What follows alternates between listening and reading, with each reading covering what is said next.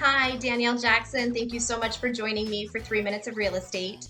Today, we are going to cover a financial metric that I'm sure most all of you have seen, whether you're creating your own underwriting analysis for potential investment and or evaluating multiple returns provided from several syndicators and trying to evaluate which one makes the most sense. This metric is IRR, or internal rate of return. And because we are on 3 minutes and I want to keep this as simple as possible, and candidly, this topic can get a bit complex, we're going to keep the definition quite simple and high level, and we're going to talk through just something to think about when evaluating IRR across multiple investment opportunities. So what is IRR?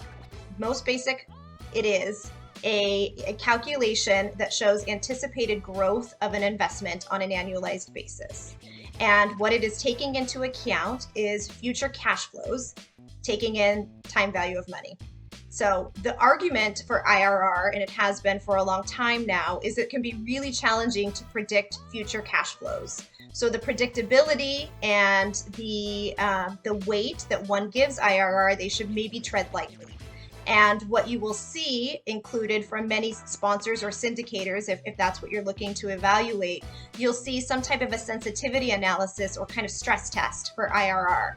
And what that's doing is it's taking in consideration some key factors that can really directly affect future cash flows. So some of those may be the cost of debt or interest rates, and how that would affect IRR on a go-forward basis. You also may see occupancy rates.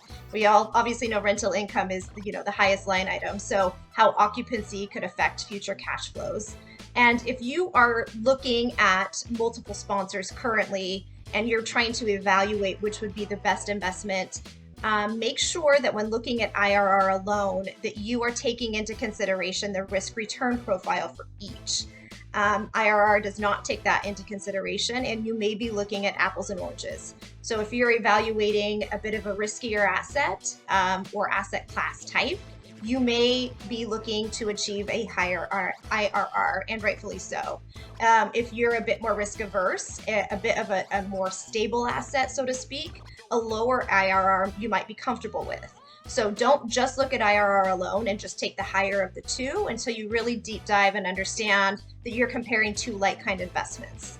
And if you want to take this a step further and start to talk through the calculation piece, please reach out to me directly, drop me a message, a note, email me.